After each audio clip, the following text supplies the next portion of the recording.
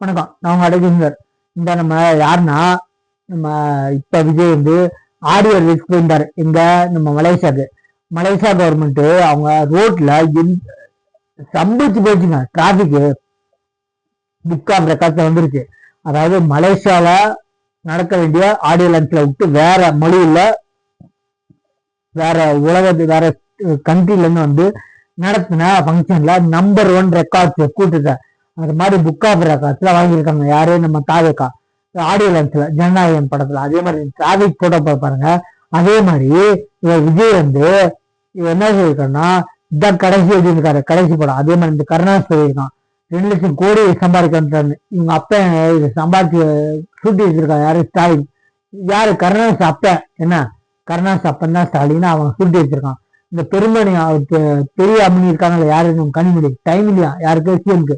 சுருட்டுகள் ரொம்ப பிஸியா இருக்காங்க. வார்டு கவுன்சில் 70 கோடி, அமைச்சர் 1000 கோடி. அது மாதிரி ஸ்டாலின், கருணாஸ் அப்பன் ஸ்டாலின் 2000 கோடி சுருட்டுல ரொம்ப பிஸியா இருக்காங்க. யார் சொல்றா? நம்ம அம்மனி அம்மா. அதே மாதிரி யாரு?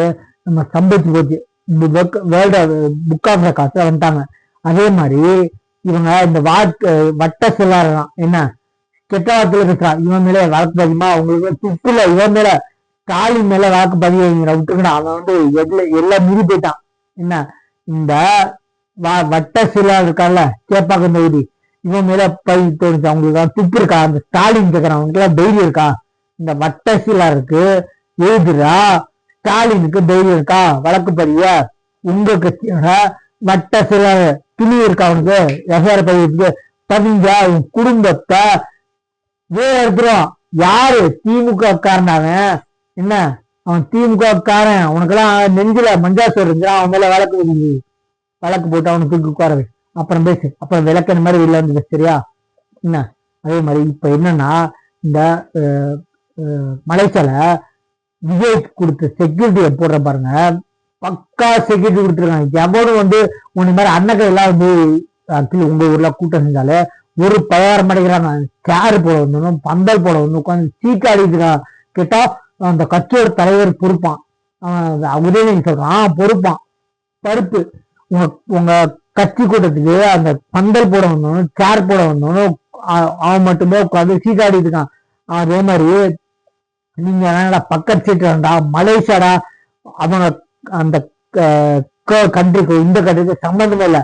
எவ்வளவு செக்யூரிட்டி பாருங்க, பக்கா செக்யூரிட்டி கொடுத்துருக்காங்க.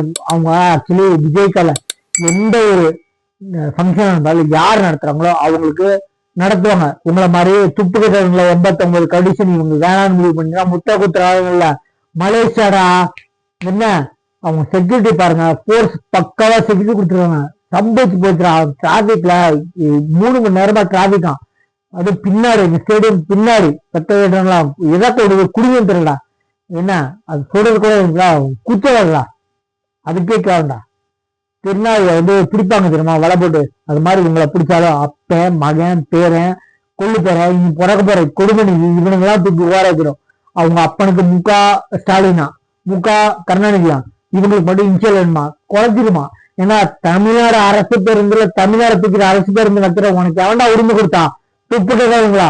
உங்களை திட்டாம வீடியோ கொடுங்களா? போயிருங்க டே. உங்க சேனலை சப்ஸ்கிரைப் பண்ணி பாருங்க.